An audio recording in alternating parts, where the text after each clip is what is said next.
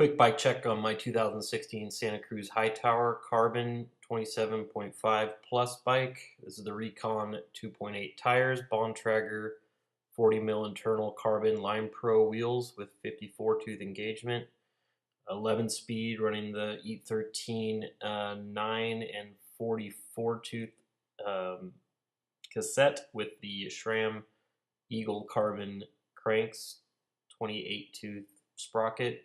Long traveled the rear, 150 mil travel with the RockShox Debonair, 150 mil dropper reverb, race face carbon handlebar 35 clamp.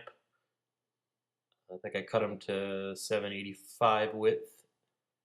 Upgraded the pike shaft from 140 mil to 160 mil. It's obviously a boost with fork.